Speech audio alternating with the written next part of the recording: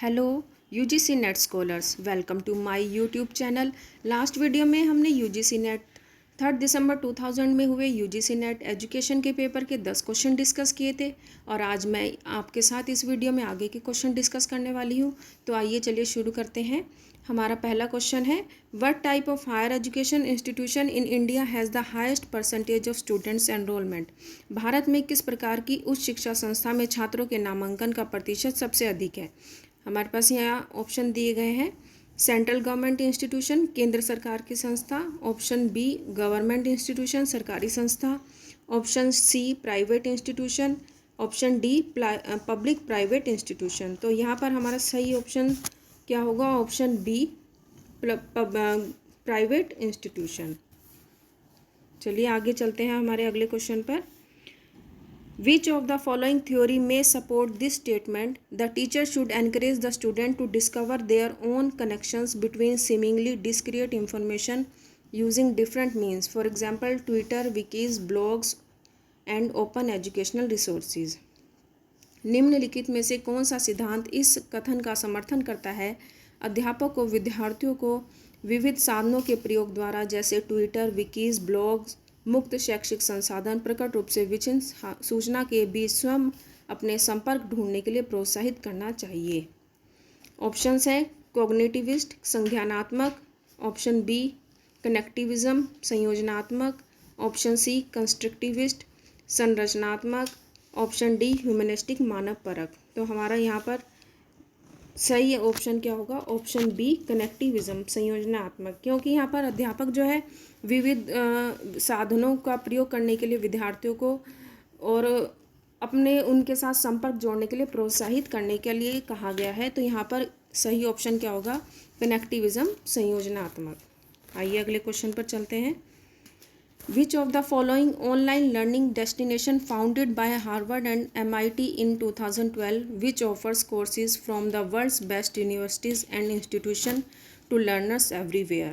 हिंदी में है, हार्वर्ड और MIT द्वारा 2012 में स्थापित निम्नलिखित में से कौन सा ऑनलाइन लर्निंग डेस्टिनेशन विश्व के सर्वोत्तम विश्वविद्यालयों और संस्थानों के पाठ्यक्रम अधिगमकर्ताओं को प्रत्येक जगह मुहैया कराता है। यहाँ पर ऑप्शन दिए गए हैं, option 1 CEMCA, option 2 EDX, option 3 LinkedIn, option 4 Moodle. तो यहाँ पर हमारा सही ऑप्शन क्या है, option B EDX। Next question पर, the most important instrument used in the process of competency based evaluation is.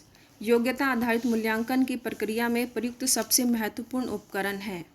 A criteria referenced interpretation of scores, a face-to-face interview with examinee, C. a norm referenced interpretation of scores, option D. a standardized achievement test। तो यहाँ पर हमारा इस question का सही answer क्या होगा, option A criteria referenced interpretation of scores. यानी कि हम योग्यता आधारित मूल्यांकन की प्रक्रिया में कैसे योग्यता का मूल्यांकन करते हैं कि हम एक क्राइटेरिया फिक्स कर लेते हैं और जिसके आधार पर फिर हम योग्यता का मूल्यांकन करते हैं। आगे क्वेश्चन पर बढ़ते हुए, which of the following statements about adult learners help an instructor while developing his andragogy. Hindi में देखते हैं हम, प्रौढ़ अधिगमकर्ता के बारे में निम्नलिखित में से कौन सा कथन एक अनुदेशक को उसके प्रौढ़ शिक्षा शास्त्र को विकसित करने में मदद करता है। यहाँ पर हम देखेंगे कि एंड्रोगोगी क्या होती है, जो हम प्रौढ़ व्यक्ति को शिक्षा देते हैं वो हमारी क्या होती है, एंड्रोगोगी, यानी कि प्रौढ़ शिक्षा। और जो बच्चों को शिक्षा दी जाती है उसको हम क्या कहते हैं, पेडागोगी। तो यहाँ पर हमें वो ऑप्शंस का चुनाव करना है, वो ऑप्शन सिलेक्ट करने हैं जो कि एक इंस्ट्रक्टर को हेल्प करें जिससे कि प्रौढ़ शिक्षा शास्त्र का विकास ईजिली हो सके। तो यहाँ पर ऑप्शंस दिए हैं, learning process is self directed and independent, option B previous life experience have limited role in learning process, desire of self development to cope with change in lifestyle and work environment, option D what and how to learn is decided by the instructor और other authorities, option E motivation to learn is guided by desire to enhance self esteem, self confidence and recognition.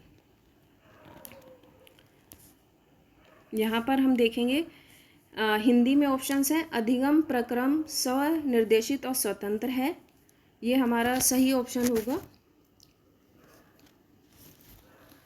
Option A सही है। जीवन के पूर्व अनुभवों की अधिगम प्रक्रिया में सीमित भूमिका है, तो ये हमारा ऑप्शन बी सही नहीं होगा। ऑप्शन सी जीवन शैली और कार्य परिवेश में परिवर्तन से निपटने के लिए आत्म विकास की इच्छा, ये भी हमारा सही ऑप्शन है, ऑप्शन सी। ऑप्शन डी वह है क्या और कैसे सीखना है अनुदेशकों या अन्य अधिकारियों द्वारा इसका निर्णय लिया जाता है, तो ये हमारा सही ऑप्शन नहीं होगा प्रौढ़ शिक्षा के लिए, क्योंकि क्या सीखना और कैसे सीखना है ये जो है प्रौढ़ जो हमारा सीखने वाला है उसके ऊपर निर्भर करता है कि वो क्या सीखना चाहता है, तो यहाँ पर हमारा ऑप्शन डी जो है वो सही नहीं होगा। ऑप्शन ई सीखने की प्रेरणा आत्मसम्मान आत्मविश्वास और मान्यता को बढ़ाने की इच्छा द्वारा निर्देशित है, ये हमारा ई ऑप्शन भी सही है।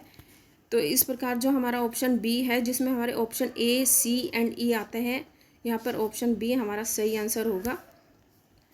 इंग्लिश में देख लेते हैं एक बार हम। Learning process is self directed and independent, option A सही है। Previous life experience have limited role in learning process, ये सही नहीं है option. Option C desire of self development to cope with change in life style and work environment, सही। Option D what and how to learn is decided by instructor और other authorities, ये सही नहीं है। Option E motivation to learn is guided by desire to enhance self esteem self confidence and recognition, सही। तो यहाँ पर हमारी कौन कौन सी ऑप्शन सही होती है, option A, option C and option E. इसके साथ ही हम बता दें कि इसमें option B, option A C and E हमारा सही आंसर जाएगा। आगे बढ़ते हुए अगले क्वेश्चन पर, which of the following are the asynchronous learning platforms, निम्नलिखित में से कौन सा असहकालिक अधिगम प्लेटफॉर्म है। ऑप्शन दिए गए हैं WebEx, option B Moodle, C Canvas, option D Google Meet. तो यहाँ पर हमारे असिंक्रोनियस लर्निंग प्लेटफॉर्म्स बताने हैं जो कि हैं हमारे option B and C, option C जाएगा, option B and C Moodle and Canvas हमारे असंक्रोनियस असहकालिक अधिगम प्लेटफॉर्म है। नेक्स्ट क्वेश्चन पर, Yashpal committee report is titled as, Yashpal समिति रिपोर्ट का शीर्षक है, तो हमें यह बताना है कि यशपाल समिति ने अपनी जो रिपोर्ट है उसका क्या शीर्षक दिया था। ऑप्शंस दिए गए हैं, option A education and national development, option B ICT in teacher education, option C learning without burden, option D school without walls. तो इसका हमारा सही आंसर क्या होगा, लर्निंग विदाउट बर्डन। ये बहुत ही इंपॉर्टेंट क्वेश्चन है। यशपाल कमेटी की रिपोर्ट का टाइटल क्या है, learning without burden.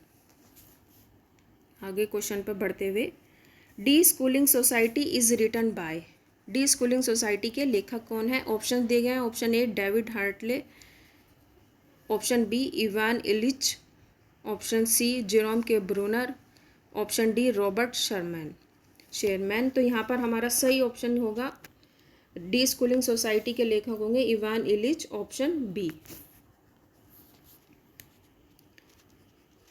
Arrange the following in the chronological order of formation, निम्नलिखित को उनके गठन के कालानुक्रमिक क्रम के रूप में व्यवस्थित करें। यहाँ पर हमारे पास ऑप्शन दिए गए वर्धा और basic scheme of education, option B Ramamurti report, option C Mudaliar commission, option D Kothari commission, option E university education commission. तो इस क्वेश्चन को सॉल्व करने के लिए हमें सबसे पहले इनके ईयर्स पता होने चाहिए कि ये जो भी स्कीम्स हैं, रिपोर्ट, कमीशन है, इनको किस ईयर में लाया गया था। तो जैसे कि हम बता दें कि वर्धा कमीशन जो है हमारा 1937 में आया, राममूर्ति रिपोर्ट 1990 में, मोदालियर कमीशन 1952, कोठारी कमीशन 1964, ई यूनिवर्सिटी ग्रांट कमीशन 1948। तो हम यहाँ पर देखेंगे कि हमारी जो ऑप्शन है सबसे पहले हमारा आएगा आपका वर्धा कमीशन, ऑप्शन ए, उसके बाद आएगा हमारा ऑप्शन ई विश्वविद्यालय शिक्षा आयोग, उसके बाद आता है हमारा सी मुदालियर कमीशन, डी कोठारी आयोग और सबसे लास्ट में आएगा हमारा ऑप्शन बी राममूर्ति रिपोर्ट। तो इसके साथ हमारा कौन सा ऑप्शन सही जाएगा? Option C A E C D B, option C. Next question पर चलते हैं अब हम। Continuous and comprehensive internal evaluation and feedback mechanisms are the essential components of. सतत एवं व्यापक आंतरिक मूल्यांकन और प्रतिपुष्टि तंत्र किसके आवश्यक घटक हैं? यहाँ पर ऑप्शन दिए गए हैं डायग्नोस्टिक टेस्टिंग नैदानिक परीक्षण, ऑप्शन बी फॉर्मेटिव इवैल्यूएशन रचनात्मक मूल्यांकन, ऑप्शन सी प्लेसमेंट डिसीजन नियुक्ति संबंधी निर्णय, ऑप्शन डी समेटिव इवैल्यूएशन। तो हमारा इसका सही आंसर क्या होगा? जब हम सतत एवं व्यापक रूप से आंतरिक मूल्यांकन करते हैं तो वो हमारा आता है फॉर्मेटिव इवैल्यूएशन में, जो कि हमारा लगातार मूल्यांकन चलता रहता है। ऑप्शन बी फॉर्मेटिव इवैल्यूएशन रचनात्मक मूल्यांकन। और इस प्रकार के मूल्यांकन का उद्देश्य क्या होता है? जो बच्चे का अधिगम है उसके स्तर को बढ़ाना। अगर उसके अंदर कोई भी वीक पॉइंट है तो उसको हमें इम्प्रूव करना होता है। तो इसका जो आंसर होगा हमारा फॉर्मेटिव इवैल्यूएशन। हमारा नेक्स्ट क्वेश्चन है मैच लिस्ट 1 विद लिस्ट 2। यहाँ पर कुछ हमें लिस्ट 1 में सोशल थ्योरीज दी गई हैं और लिस्ट 2 में की features. A social theory symbolic interactionism, option B structuralism, option C functionalism, D conflict theory. की features use symbols face to face interaction, option second है aspects of society and its function, option third competition for scarce resources, option 4 breaking down mental processes into small components. तो मैं इसमें पहले आपको English में बता देती हूँ। सिंबॉलिक इंट्रैक्शनिज्म आपका आएगा ऑप्शन फर्स्ट के साथ मैच होगा, use symbols face to face interactions. Symbolic interaction mean use of symbols. Option B structuralism means breaking down mental processes into small components. तो ये ऑप्शन बी हमारा ऑप्शन 4 के साथ मैच होगा। Option C functionalism will be matched with the aspects of society and its functions. Option D हमारा third की features के साथ मैच होगा।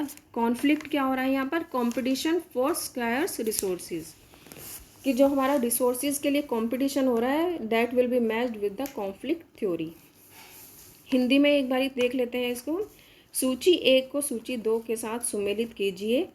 सामाजिक सिद्धांत, मुख्य अभिलक्षण, सांकेतिक अंतःक्रियावाद, ये हमारा मैच होगा ऑप्शन फर्स्ट के साथ। संकेत का प्रयोग, आमने सामने अंतःक्रिया। ऑप्शन बी है हमारा संरचनावाद, ये हमारा ऑप्शन 4 के साथ मैच होगा। मानसिक प्रक्रमों का लघु घटकों में विघटन। ऑप्शन सी प्रकार्यवाद ऑप्शन 2 के साथ मैच होता है, समाज के पहलू और इसके प्रकार्य।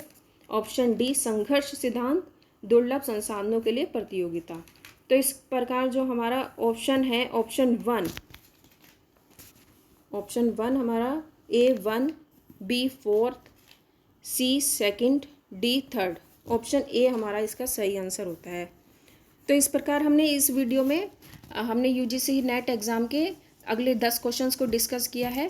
और अगर आपको इस वीडियो से रिलेटेड या पिछली वीडियो से रिलेटेड कोई भी डाउट है या आप UGC नेट एजुकेशन सिलेबस के रिगार्डिंग कोई भी आप बात पूछना चाहते हैं तो आप इस वीडियो में कमेंट करके ज़रूर पूछ सकते हैं।